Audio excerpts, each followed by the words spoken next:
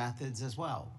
Wouldn't you be at least somewhat concerned that our allies would look at this and say that wasn't the perfect way to communicate? Congressman, thank you for the question. If that information that was put out in the chat by the Secretary of Defense had included specific sources and methods and targets and names, then the answer would be yes, but that was not the case. Let me stop you there because there's such a limited time. Generals, look, you're here because you got tough spots, so I have to put you on the spots.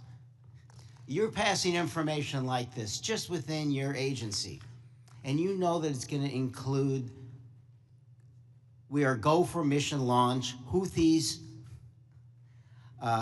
sea lanes, the information about the weapon systems.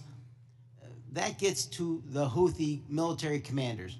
Doesn't it make you think they're at least going to say duck? Thank you for the opportunity to weigh in on the issue. Yes, if we were collecting this on our adversaries and we're able to get this information as was asked of General Hawk earlier, we would consider that classified, but it's classified under the collection piece. The data that we're talking about here is the operational data, not the intelligence data. Respectfully, sir, just because we have limited time. Secretaries. The Houthis military leader's gonna duck when he hears this, or he's gonna take some action, or he's gonna try to shoot our planes down, right? If he has actionable intelligence, he will certainly use that. I'm talking about this intelligence. You don't think he can figure out? Houthis is mentioned a couple times, sea lanes, they show the weapon system, at least it's a credible warning to him?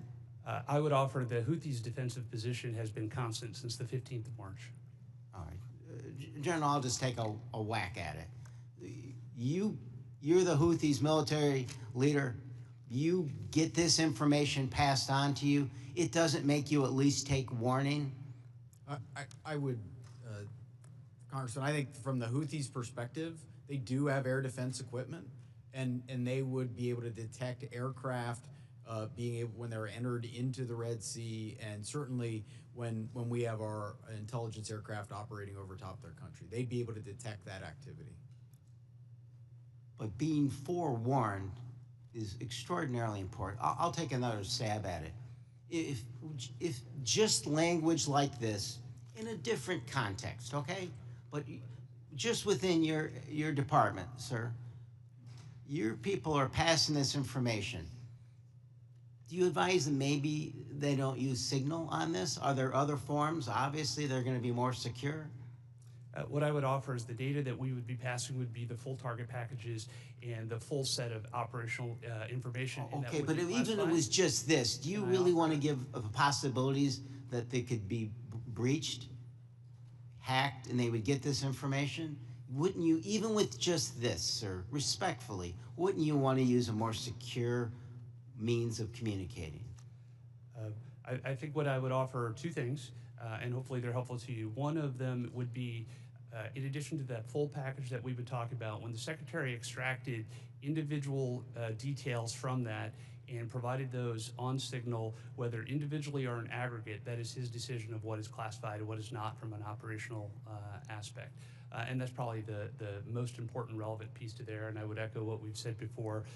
It's the Secretary's authority for the just give me, there's more secure ways of communicating any of this, right? There are, and our adversaries have General, there are, right? To intercept.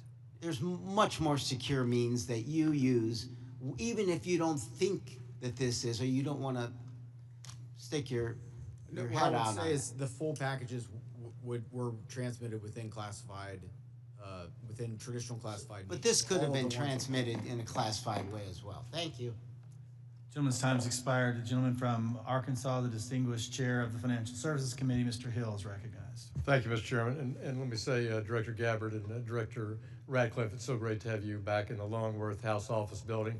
The food's the same, but you're welcome anytime.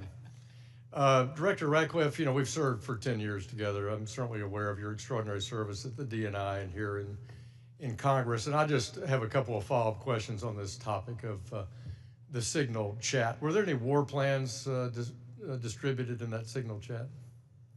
No, Congressman. And were sources and methods that would compromise our intelligence system or your agents in the field around the world, were they discussed on the signal chat? No. I appreciate that. I just think that's an important thing to have on the record. Director Patel, I co-chair the Americans Wrongfully Detained American Hostage Task Force here in the House, and I just in fact left Tigran Gambaryan, a former FBI official who I helped get out of prison in Nigeria last year. I just left him a few minutes ago. You've you know this issue very, very well, and President Trump's made such a commitment to bring Americans home. There's some 30 Americans still wrongfully detained or held hostage abroad. Is the FBI committing to work through its officials in our embassies around the world to bring those Americans home? Thank you, Congressman. And as you know from my prior service in the prior administration, President Trump brought home over 50 hostages and detainees worldwide, and that effort is being redoubled now until every single American is home. And the FBI, from my perspective, has been given a directive that any wrongfully detained or captured person overseas is a priority to bring back. We're so grateful to the President for making this a priority. We don't want our citizens that hold a blue passport to suddenly be a target in all their interactions around the world. That's wrong, and I'm glad President Trump's made it a priority. I look forward to working with you on that. Since November of 2023, I've been pursuing aggressively in this committee the U.S. government's policies and procedures for handling border encounters, specifically known or suspected terrorists. To quote former FBI directors, testimony before the Senate, there are blinking lights everywhere of concern. But despite my numerous attempts, including multiple briefing requests, letters, legislative provisions, a GAO report requested, the prior administration refused to provide requested information and data on what the public now knows was a very dangerous situation along the U.S. borders that President Trump now has as a priority of fixing. In January 2024, there were 176,000 encounters along the southern border, with 51,000 occurring at ports of entry and 124,000 between ports of entry. Comparing that to the work just in the first few weeks of the Trump administration, total encounters are down to 61,000 along the border, with 32 at ports of entry and 29,000 between ports of entry. For the record, that's a 60% reduction. Director Patel, since President Trump took office in January, as we've seen these plummeting border encounter numbers, has the country seen a drop in known or suspected terrorist encounters at the border? Thank you, Congressman. It's one of the issues I really wanted to address today. And I think the country deserves to know that known or suspected terrorists, KSTs, are coming in with much less frequency at the southern border. In fact, if my information is correct, 2 since January 20th. And they are coming in with much greater frequency in the northern border, and since January 20th, that number is 34. And those metrics carry out over the last year in terms of ratio. So what it tells me is that known or suspected terrorists, the individuals that want to do the most harm to this country, are utilizing the northern border, and we got to refocus assets up there. Yeah, which I think is good. And I'm glad the prior administration did declassify the ISIS arrests in Philadelphia and did declassify the a citizen that was coming across the northern border to do harm on Election Day. That's good, but we have much more to do. And Director Gabbard, I need your help working with your colleagues here. It's this idea of requesting coordination between Director Patel, Secretary Noem, and the committee with fused data on known or suspected terrorists. Whether it's TSA data, BPP data, FBI internal data, we want to have that coming to us. Where are these people? What's been done with them? What is the government's position on? Will you commit to work with us as OD&I to get this information from across the government, IC? Absolutely, Congressman. And as you know, our National Counterterrorism Center was really created to fulfill exactly that task, so that we're not dealing with multiple vetting systems that are coming up with different results, that we have this central vetting database to be able to identify those known or suspected terrorists who may be trying to come into our country, or who may be one of the tens of millions who illegally crossed into our border, may have come into our country during the last 4 years. We look forward to working with you. Thank you for your answers, and I yield back. Gentleman yields. Ms. Tinney. Thank you, Mr. Chairman, and thank you so much to all of you. There's so many great questions that I have to ask, but I want to start with Director Patel, and I just want to first, before I get into a couple issues, thank you so much for your outstanding service and your recognition and focus on the northern border. My entire district is the northern border of New York with Canada. I just want to first jump into this issue for, Hamas attacked October 7th. The world watched in horror. Designated a foreign terrorist organization in 1997, killed over 1,200 civilians, and including American citizens, and many remain hostages. Only slightly less disturbing, we had a myriad of seemingly coordinated pro-Hamas demonstrations that have taken place all over the United States, in my state of New York, on college campuses, in Washington, D.C., universities. Director Patel, does the FBI have any open investigations into the organization, the leadership, and the funding of these pro-Hamas demonstrations with students such as, and groups such as Students for Justice in Palestine? Thank you, ma'am. And I'm limited by what the Attorney General has already publicized, but as you know, there are open investigations based on what's been made public. Okay, has the FBI uncovered any evidence of foreign support for these Hamas demonstrations, including, other than Iran, any of these groups I might mention, like Students for Justice in Palestine, anything that's open source that we can talk about? That's still ongoing. Thank you. Director Gabbard, thank you so much for your service. It was great to serve with you in Congress as well, and works so much on wonderful veterans issues. My son's also a Marine major, and so we appreciate the service of everybody here. Let's keep in mind, obviously we're in open session. Do you have anything or ongoing intelligence to suggest there's foreign support from governments, non-government groups, and individuals that have helped these pro-Hamas demonstrations all across America, including on university campuses? Congresswoman, there are some assessments that reflect that, and we can talk about that in the closed session. Great, thank you so much. And now I want to get back to Cash, Director. Great work on the northern border. I'm one of the co-founders of the Northern Border Security Caucus, and your information has been tremendous. Once I got the district that I represent now, this sprawling, long district, the entire northern border is Canada. And as you say, 358 suspects on the terror watch list. Almost 90% of the suspects on the terror watch list are coming across our northern border. I'd love to talk to you. What is the FBI doing specifically dealing with this northern border? And what access point are you? Who are you working with? Is there a way that we have got a way to handle this with the foreign terror threats? And I say this in light of my district specifically, where New York State, led by Democrats, by the way, is notorious for their unwillingness to work with law enforcement. Under Governor Cuomo, we cut off the ability. I know Congressman Quigley talked about working together after 9/11. The state hit hardest by 9/11. And Governor Cuomo put in a law that prohibited law enforcement from working together in 2019. What are we doing so we can work with New York, the government and others, to make sure that this doesn't happen across our New York northern border? Well, one, and this is out of my lane, but what we need to be doing is working with the Canadian government because they sit on top of our northern border. We do have the problem of tyranny of distance and sheer geography as compared to the southern border, but when we were told that the Mexican government would not work with us, we overcame that hurdle, and we've seen the immediate results, as I highlighted to your colleague, about northern border contacts with KSTs versus the southern border. The other thing we can be doing is working across every northern border state who has a geographic border with Canada and their local and state affiliates, which we are doing at the FBI. But it is such a vast enterprise that we would need a huge increase in resources to cover down on that the way we do in Mexico. In addition, thank you for that. In addition with working with the Canadians, are you also working with the New York State government? Because we do have a number of interesting assets, a sprawling Akwesasne Mohawk Reservation that kind of goes across the northern border with New York and Canada. Are those types of things ways that you can work with the New York government and also in coordination with the Canadian Royal Police? Absolutely, ma'am, and you highlight a great point. A lot of the northern border touches upon tribal lands, and we need to work with tribal leaders throughout the country as effectively as we do with state and local governments, and at the FBI, we're doing just that. Thank you so much, and I really appreciate all of your service, and I yield my time back. Gentlewoman yields. Gentleman from Texas, Mr. Fallon's recognized.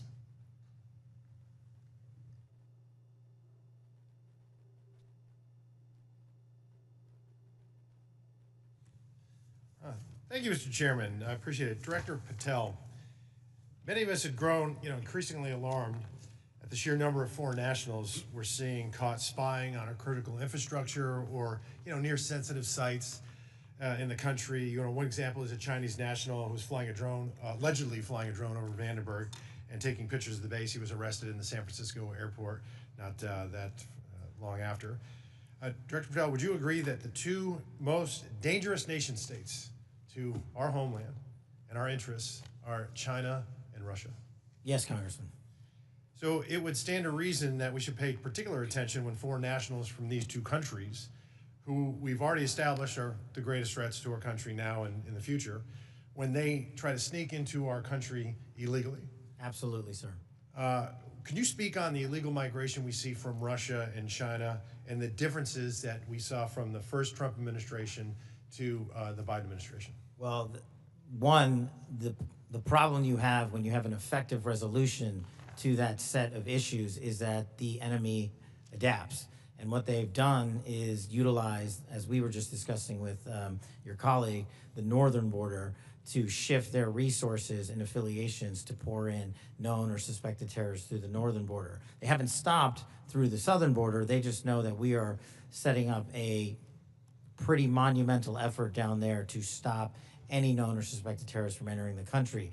But the thing is, the Chinese, the Russians, Iranians, and other adversaries are utilizing their partners, just like they are doing in terms of how they move illicit fentanyl precursors into this country. They're moving humans in the same fashion, and we need to treat it as such. Did you see an increase from the first Trump administration to the Biden administration on Russian and Chinese nationals crossing the border? Did it increase or decrease? Yes, actually, so the PRC nationals crossing the southern border from 22 to 25 was 178,000. And I don't have the number for the northern border, sir, but I'll get that to you. So, what we found was that there was actually a market increase, alarming, with the Chinese illegal migration increasing 527% all in, and Russian 2,400%. And if just 1/10 of 1%, some tiny fraction, 1/10 of 1% are actually asset sleeper agents loyal to Moscow or Beijing, they could wreak havoc and mayhem in a free and open society. It's very dangerous. And then those are the ones we know about. What about the ones that snuck across and we never found them? The unknown gotaways, if you will. So, Director Patel, there's also great concern about the increasing number of counterintelligence threats that are penetrating all levels and branches of government, both local, state, and federal. The number of elected and appointed officials willing to betray this country is becoming increasingly pervasive. Last year, we saw a former senior aide in the New York governor's office, Linda Sun, and her husband, Chris Hu, indicted on charges of money laundering and acting as foreign agents to the People's Republic of China. Ms. Sun used her position to block Taiwanese representatives from access to New York State officials. Instead, we're rolling out the red carpet for those PRC officials to have those meetings. I mean, that's some scary stuff. So when we have someone like Sumi Terry, who also worked covertly spying on Korea while working simultaneously with various think tanks, and she had been national security official, and she'd worked for the CIA and the National Security Council. And because of her job, members of Congress and their staffs had access to these Korean intelligence officials, and she was paid with, thousands of dollars in luxury gifts. But Director Patel, I get that these investigations are ongoing and sensitive. But to the extent that you can, could you please briefly highlight the severity of these counterintelligence threats, including a rough estimate of the number of open counterintelligence cases that are pending? We have many, and I'll get you the exact number, sir, in closed session. But what it highlights is that the enemy is not relenting. They're actually doubling down and tripling down on their efforts, and there's no sector in government that they won't go to and try to infiltrate and penetrate access and turn people in this country against our own nation. So that is a national security threat of our time, as is the terrorism threat and as is the fentanyl threat. It needs to be treated as such equally, and at the FBI we're doing that. Thank you. And Director Patel, will you commit to providing this committee with classified briefing on the severity, the FBI processes and procedures, including defensive briefings related to counterintelligence threats involving elected and or appointed officials? For defensive briefings, Congressman, I commit to you that the FBI will give you everything we have in our holdings. I can't comment on other people's. Thank you. And Mr. Chairman, I want to thank all the witnesses for being here, particularly Mr. John Ratcliffe, Congressional District Force as well. I yield back. Gentleman yields. I just got notice that the baseball shooting report discussed by Vice Chairman Kelly earlier today has been delivered to our SCIF, and I appreciate Director Patel, your responsiveness to that issue. Thank you so much for for your commitment and the appropriate transparency demonstrated in that. We appreciate that very much. Since each member has had an opportunity to question our witnesses, I will now close this portion of the hearing and we'll reconvene in closed session at 2 p.m. in the HIPSI spaces. I ask the public and staff to please remain seated until our witnesses depart. Thank you.